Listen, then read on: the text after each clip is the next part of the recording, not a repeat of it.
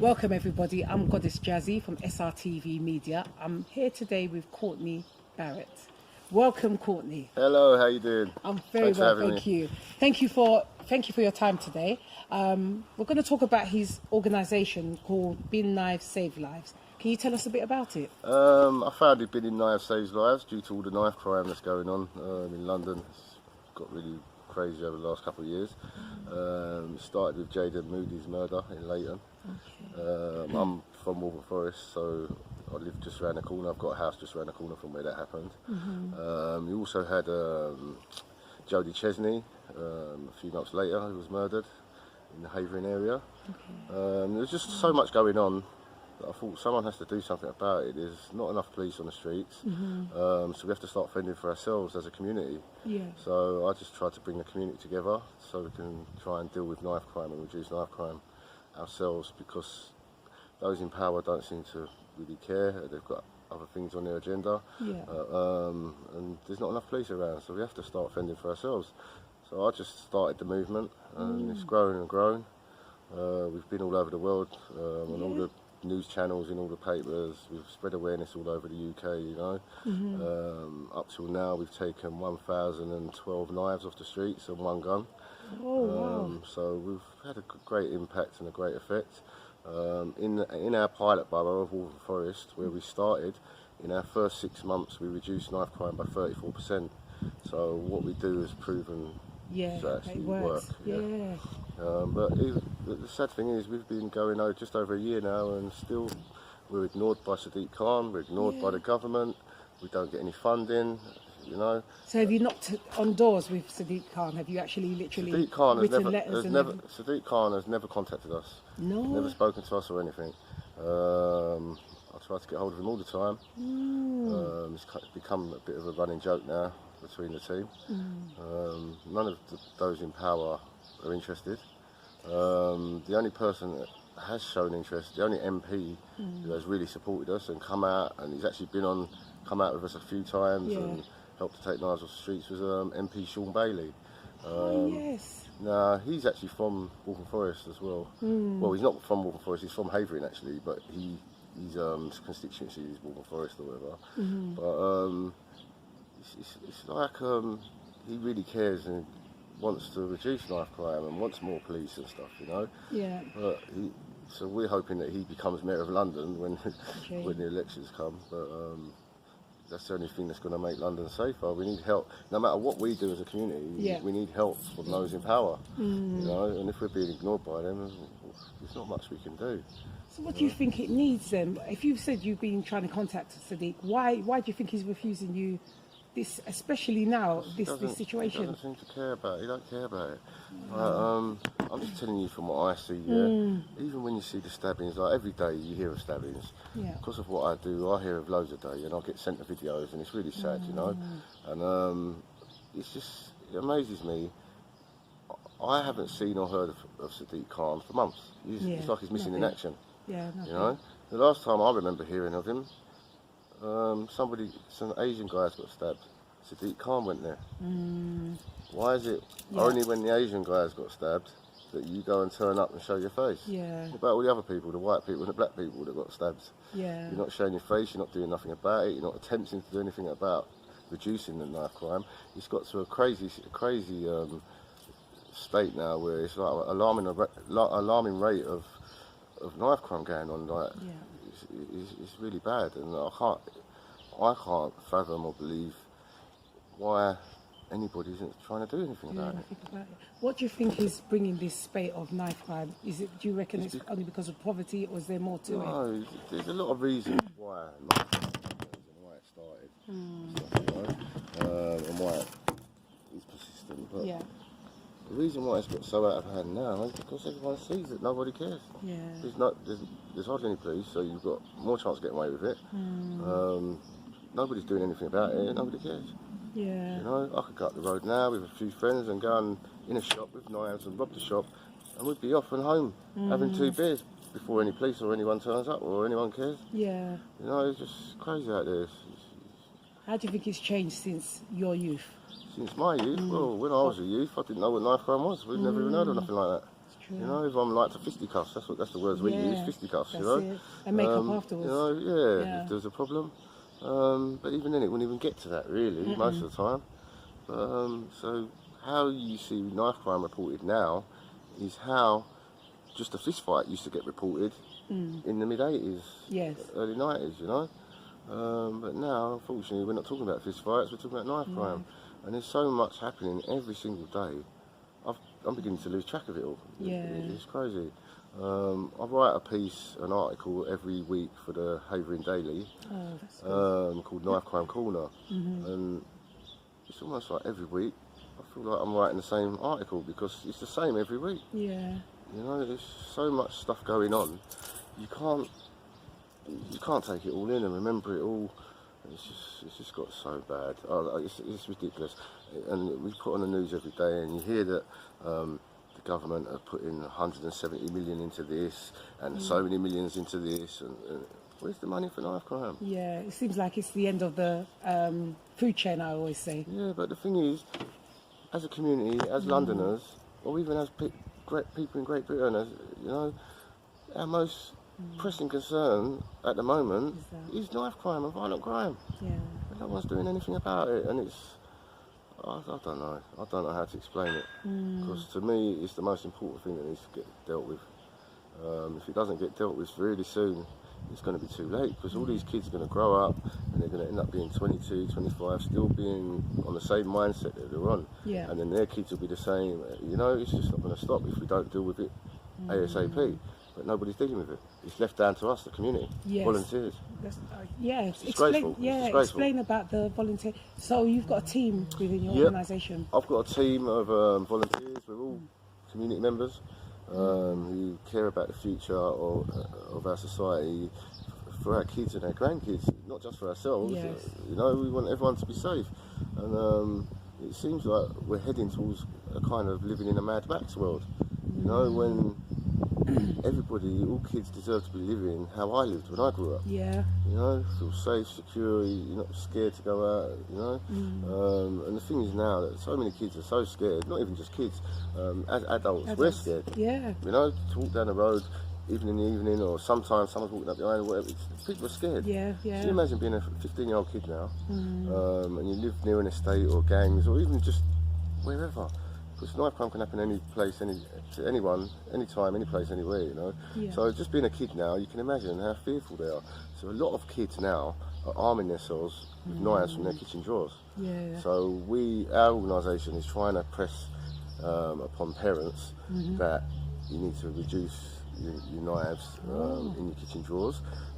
Say you've got 10 knives in your drawers, you wouldn't notice if your son took one and went to school or went out with it. You know, if you've been all your excess knives, you only need 2 or 3 knives to cook with. If you had that many, if you noticed one missing, you would know straight away. Yeah. You know, so we have a big drive where we go around to parents, we knock doors, and we give them the facts and figures, like you just said you weren't aware. Yes. So now you're aware. Yes, I'll definitely spread the word, So we ask parents to bring their excess knives to make their family safer and make their kids safer.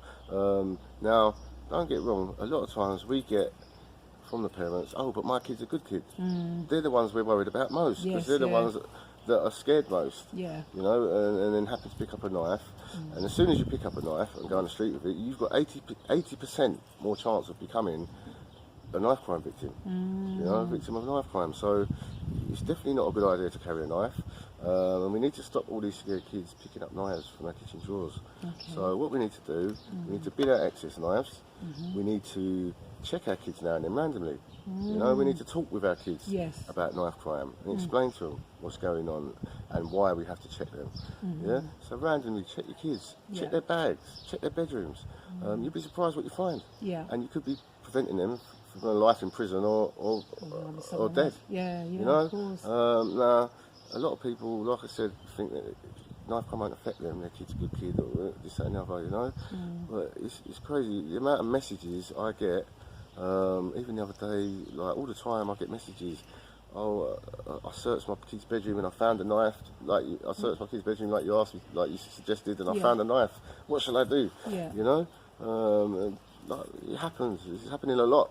So what is the process if a youth wants to come and dispose of a knife? Do they contact you first? Well, Run me through that process. Right, we do a couple of different things as an organisation. Sometimes we advertise and we go out on the street in busy areas, maybe your high street, tube stations, and we have our bin there for 4 hours, and you're all welcome to come along and bin your knives. Okay. Yeah, so it's legal to come and carry a knife to the if you're bringing it straight to the knife bin, and it's wrapped up and concealed. Okay. Okay, so anyone that wants to bin their knives can come along to our events and come and bin their knives anytime. So there's no questions asked to that youth or nothing, no? Nothing, no questions asked at all. Sometimes we might want to interview whoever's bin the knives, but a lot of people don't. They just want to bin them and go, you know. But we get a lot of mothers, concerned mothers, binning their excess knives, obviously. You know, and sometimes the youth, it's like they come along and you want to tell them how well they're doing and in a positive light, you know, but sometimes they just bin their knife, they want to go, you know. But yeah, the other thing we do, we knock door to door, which I actually prefer doing because you get to be up close and mentor and educate people on their doorstep. There's nowhere for them to run or hide, you know, so, and more time, we go there, I'll knock your door and say someone like you're not aware, you think, right? And then once we've explained, you think, wow, thank you so much. Like like everyone always thanks us for the information. Do you have information leaflets when you go to the Yes, we have house? information leaflets. We have leaflets telling them everything we do as well, and how to make yourself safer and make your kids safer. That's what it's about nowadays. Everybody talks about. You can never stop knife crime. This, that, and the other. No, we can't. Not without the help of the government. Not without the help, but we can reduce it, and we can make ourselves safer, and make our kids safer, as safe as possible. Basically, binning your knives and checking your kids and checking their bedrooms. That's modern day parenting. Unfortunately, that's what it is now. It's modern day parenting. You know, and if you love your kids, that's what you would be doing. You know, I've got 4 kids. That's what I do. You know. And what do you tell your children now, especially in this time of life? I don't need to tell anything now, obviously, because of what I do. One of my kids, he comes along to our events and that. My daughter's even been along, you know. So they're well aware and they advise other people, you know. So they'd make good team members as well. Yeah, they give good advice, you know. We do have a lot of kids that come and join us sometimes. And what's the age group that they could join? Any age group. And how do you sign up? All right. Anyone can sign up. All they've got to do is contact us. Our email is binningnivessaveslives@gmail.com. Okay. Anyone can give us a shout. If you can find me on Facebook or any of the social medias, just give me a shout. You're welcome to come and join our team. We're a community. We're the community fighting for the community to make the community safe. So everyone's welcome, you know. A lot of times I get mothers telling me they're scared about their kids or their kid had a knife. That's the kids. We want you to bring them down. Bring them down, because once they're with us, they love what we're doing, they get involved and they're part of our team, and their mindset completely changes, you know. We have amazing effects on the kids, especially we go around to schools a lot and stuff, you know. I went to 4 schools in Bradford not long before lockdown. Been cold up there. It is, but they're friendly. Oh, yeah, everyone was very friendly. Yeah, really. It's almost embarrassing how unfriendly London is. You know, when you go to somewhere like there, and they've got a lot of them haven't got anything. You know, but we went to Bradford. There's 4 schools. We spoke to 4 schools. I mentored all the kids, and when I walked in, they were all laughing. Didn't know nothing about knife crime. Didn't care. Didn't want to be there. By the time I finished, they was all on board. All wanted to get involved, to the point where we helped create an anti-knife crime app to make everyone safer. Along with a firm, an organisation called NICI. It was funded by the Home Office. We had help with the police as well. But we helped. So you got all this help externally like this, and you still can't get from Sadiq Khan. So Sadiq is listening today. What would you like to say to him, Courtney? What I'd like to say to Sadiq Khan. And say it straight to that camera. And be PC correct though. Close your ears, guys. No, to be real, I just want him to contact us and to hear us and to know and to see what we've done and how we've got the solution to reducing knife crime. We haven't got the solution to knife crime. We have, but that's for the government to implement. You know, but we've got the solution to reducing knife crime. So I can't understand why no one's contacted us. Have you tried Boris though? Have you contacted We've Boris? tried everyone. I've got a few supporters who are Conservative MPs and councillors. So I'm sure Boris knows, but Okay. they've got more important pressing issues that they care about. You know, they this don't is. care. I mean, their children are getting stabbed as well. You know what I mean? Like, It's not just well, our this is the children thing. like that. When I'm on when I'm talking on social media or whatever, like 50% of people understand what's going on. Yeah. You know. Then you got all this. You got a lot of people who are just ignorant or even racist sometimes. Even today, we've got a comment saying, "Oh, knife crime's only black people. Only black people commit knife crime." Yeah. Which is a truth. And then we have to educate them. 74% of knife crime in the UK is committed by white people. Yeah.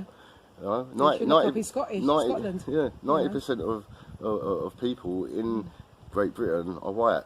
So how on earth would you think that 10% of us will be able to make the figures more than white people? It's just crazy. It's just stupid and ignorant and undereducated. You know, so they make fools of themselves, really. But I still try to educate them. Yeah. And then some of them realise, but some of them are just racist and don't want to realise. Yeah, you know? It's a hard job what we do, trying to convince people, because, like I said, half of them realise and are really grateful for what we do. Yeah. And half of them just hate you because they think we're political. I'm not political. I don't care if you're Tory, Labour, or whatever party you are. I couldn't give a damn. Yeah, I care about you as a person and what you can do and what you're doing for our country and for our city. Yes. You know, where Sean Bailey, for example, he really, really, genuinely wants to stop knife crime and violent crime and have more police and all that, you know, that's the top of his agenda. Yeah. So we really respect him. I didn't even know what party he was at first. Yeah. Don't really care. Yeah. You know, I see him the other day, funny enough, he came here, he was here, sitting right here the other day. Yeah. And I said to him, Boris Johnson ain't doing you no favours, mate. You know, if you were just a single guy on your own without attachment to any party, it'd be great, but because you're attached to a party, it almost makes it look bad on you. Yeah. You know, when it shouldn't, because it's down to what each individual does and can do and wants to do. Just because he's Tory, I'm not going to hold that against him. Yeah. Just because you're Labour, I'm not going to hold it. I don't care what party you support. Knife crime affects everyone. We try to unite everybody, whether you're Tory and Conservative, black and white, Arsenal and Tottenham. We try to unite people, you know. Yeah. I've even had 2 councillors, one Labour, one Tory. I've united them in the fight against knife crime, you know. But it just seems like those who are actually in power at the top just don't care. Don't care. You know? Can I ask you, Courtney, did you go to any of the protests, the Black Lives Matter I don't. protests? You just don't? Listen, let me tell you something. I don't have time to go to anything. Okay. Yeah, I'm so busy. I'm one man doing a million jobs. Everything that Been in Knife Saves Lives does, I'm at the helm of it and have to deal with everything, you know. Okay. Yeah, I've got my team, so on event days they come out and we go around and they help us and all that. Apart from that, I do everything, really. Okay. So I don't have time to go anywhere. And even if I did have time, no, I wouldn't go to any protests. I've been asked to go to Operation Shutdown and to BLM and this and the other. I don't go to any protests. My protest is online and everyone sees it. Okay. I have a good effect online, you know. Yeah. And where are your bins? Where are they located? Where are my bins? Yeah, where are they? Our bins. Because I haven't seen any in South London, to be Oh, honest. no. They're not permanent bins. Oh, I see. No. Okay. They're mobile bins Yes. that we take with us. So, say I was doing an event tomorrow in Walthamstow. Yes. My bin's there. I'll get in a 7-seater cab. Okay. Get down to Walthamstow with my bin. We'll be there for 4 hours, then I get the cab back to the house. You know, Right. that's what we do. You know, so we can go anywhere with our bins. Okay. Yeah, they're You'll not have to come over to South.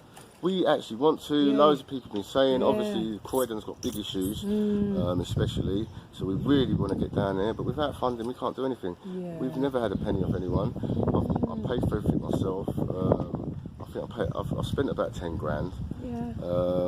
We've had about 2 grand in donations. That's over the last year, the first year we was running. So it costs us about 10 grand a year to go out every week or 2. You know, a lot of the money goes on cabs. Yeah. And a lot of the money goes on leaflets, stickers and posters, obviously. We used to we used to put up 10,000, believe it or not, 10,000 posters a week. We used to litter this borough with posters and leaflets all over the place, so everyone knew about us because we didn't have no other way of advertising. Yeah. The councils were very unhelpful, and it all turned into political war with this council in Waltham Forest. Yeah. Because we was all advised that when I first started this organisation, I was advised to contact Stella Creasy, who's the MP for Walthamstow. Okay. Tried to contact her, just got ignored. Then I was in the newspaper, and the newspaper actually asked me what help have I had from Stella Creasy, and I told them that she just ignored us. Yeah. Stella Creasy then came in the paper the next week and said, he's lying, this, that and the other. Wow. So I then contacted the paper, showed them the emails, and her response to one of the emails showed that she's a liar. Since that day, she's been horrible. She's tried to stop us. They've tried every which way to stop us. She's got an army of people out there that try to stop us. For doing a good cause. Yep, and they've tried to give us tickets for putting up our posters and fines and all kinds of stuff. Makes you wonder what they really want, isn't it? They want power and they want their wages and they want their job to succeed. That's what they want. What makes me wonder is why the people of the borough are still voting for them. Yeah, that's what makes me wonder. But if that's what the people of the borough want, I'll leave them to it and I'll move on to another borough. It's not a problem. Yeah. You know, you stick there with your knife crime with no one doing nothing about it. What can I do? Wow. You know, and then you got. It's like, that's how I feel sometimes. Even on Facebook, you've got your local pages. You've got Leighton E10. I'm just talking about this area for now. Yes. Yeah. But you've got your Leighton E10 page. You've got your Walthamstow Residents News, your Leytonstone Life. And they're all Labour supporters. So because of this thing with Stella, they blocked me from the thing. Oh, wow. So now you can't help people in that group. Yeah. You know, and stuff. It's detrimental to themselves. Crazy. Whatever I'm doing out here, I'm not doing nothing wrong. I'm not doing nothing harmful. You're doing the right, yeah. It can only be good, you know. So it's more the fool themselves. Yeah. Now I'll just move on to other boroughs. The whole of Britain loves what we're doing. The whole of the world loves what we're doing. Yeah. You can see it in all the papers all over the world. But Waltham Forest Council don't love what we're doing. Oh, love. They'll get there. They'll get there. I hope they do because. I'm from Waltham Forest and I want it to be safe. Yeah. But when I walk around there, people are scared to even let their kids out. You know, we reduced knife crime in Waltham Forest by 34% last year for over a 6 month period. Yeah. Since then, if you look on the charts of the highest knife crime boroughs in the country, I think Waltham Forest is second. You know? I thought it was south. Wow. Yeah, it's Croydon and Waltham Forest, I think. Wow. That's deep. Don't take my word for that, but I'm sure, I'm positive that is. I can't remember off my head, but I'm sure that is. Yeah. Right. But yeah, if it ain't right, they're up there anyway in the top 4 or 5. But I'm sure that's correct. Croydon's the worst, then Waltham Forest. You know? But everyone always says to me, "What's anyone doing? What do you see anyone doing?" I don't. That's why I said we've not seen someone like you around South. I haven't. See anyone doing anything? You know, nothing. You know, and I give up my time literally all day long, every day. Wow. When I'm out and about, I have to be online and do this and phone these people and email these people. So did you just wake up and see what was going on and just said, you know what, I want to do this. I've got to do something. And you know what, when I started it, my wife hated it. Yeah. Arguments with my wife, she hated it. I still stuck to it. I thought this matters, man. Yeah. You know, and I'm glad we've got so much support from a lot of the community. And I'm the vessel for the community to come to so we can gang up and do something about knife crime, you know. As I said, my wife laughs when I say it, I'm the glue, stick to me, you know, and let's do this together. Of course, you know, of course. unity. You know. Highly respected. So, Courtney, I'm very glad that you shared all that information with me. So, on a lighter note, I want to throw a few questions at you, just for you now. Go for it. Yeah? How would you describe yourself in one word? You've got half an hour, I've got to think about that one. I've got 5 of them to ask you, just to try and lighten it up a bit. I'm glad you asked me that, not my wife. I might call her out to answer. How would I describe myself in one word? One word. I don't know, it's almost 2 words, non-stop. Non-stop, okay. Why? Because I don't stop. Okay. You know, even Last night I had about 2 hours sleep. The night before I had no sleep at all. I was up all night working, and someone messaged me in the morning about 7:30, and I said to them, I've been up all night. He said, oh, your dedication, man. He said, oh, you've got to do it. Yeah. You have to do it. Yeah. You know, the ball. good. I've got the ball bouncing. I've got to keep it bouncing. Yeah, you can't stop now. You know? And if it's saving lives, it's what matters. Yeah. And making a difference. There's so many mothers, even kids as well, that thank me so much for the information that they've got, which they didn't have before, which they didn't know. Yeah. You know, it's made such a difference to them and their lives. So it's well worth doing. Oh, thank you. Thank you for that answer. Number 2, what do you love? Well, Good? I Good just said answer. that because she's listening. What do you fear? What do I fear? Yeah. Spiders. Spiders. Me too. Me too. I don't fear anything, you know, just Yeah? spiders. Spiders. Me Yeah. too. Me too. Okay. Number 4 is, what would you like to change, either about the world or your own life? What would I like to change about the world? Yeah. Actually, that could be 2. So what would you like to change about the world? If you asked me this before all the racism BLM thing started with George's death and that, Yeah. if you asked me that before then, I would have said to you, famine and us privileged people in the world need Yes. to start realising there's people that need food and we're taking things for granted. That's one thing that's what I would have answered. Yeah. Since the racism, it would be racism, but I don't see there's any hope. There's hope for the normal people in the world, but there's a lot of just hardcore racists that just hate that They people. really do. They don't even know why, but they just, Yeah. you know, hey, that's their lives, and you're entitled to your own opinions, but keep them to yourself. Yeah. That's what I advise. I agree with you with that. And your own life. My What own would life? you like to change about your own life? I'd like to get some funding for Being Nice Saves Lives, so I don't have to be worked off my feet all the time. And Yeah. Being Nice Saves Lives will have a greater effect nationally instead of just in London, In London. or whatever. You know, yeah, we spread awareness nationally and people learn certain things, but we have a massive effect in our borough, obviously, and in London. Okay. You know, but it'd be good to be able to free up some time so I can have some time to do other stuff. Yeah. You know? That is great. And my last question to you, Courtney, is what's in your pocket? Ooh, I can't lie about this one. Come on, man. What is in your pocket? I've got my garage key, Your garage keys.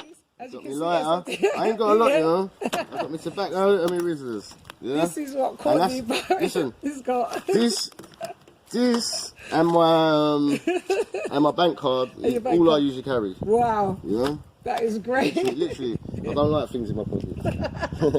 I want to thank Courtney Barrett today for his interview. Thank you so much You're for welcome. your time and explaining about Being Knife Saves Lives. That's amazing. It's been a pleasure. I'm really grateful. And for answering my 5 throwing questions as well. I'm grateful for that I as just well. want to say to the guys, Yes. to the viewers, Yes. please, guys, bin your knives, man. You've got so many knives in your kitchen drawers, you don't need them. Even if you haven't got kids, just bin your knives. As a whole community, if we've all done this, it reduces knife crime, I promise you. Your community would be safer. If everybody was to do this, we'd be a lot safer. You only need 2 or 3 knives. When I say bin all your kids, bin your excess knives, I don't mean bin every knife so you haven't got nothing to eat with.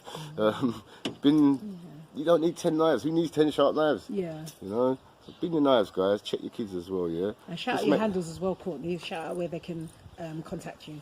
Oh, you can contact me. You can contact me on Facebook, Courtney Barrett, Binning Knife Saves Lives. You can join our Facebook group.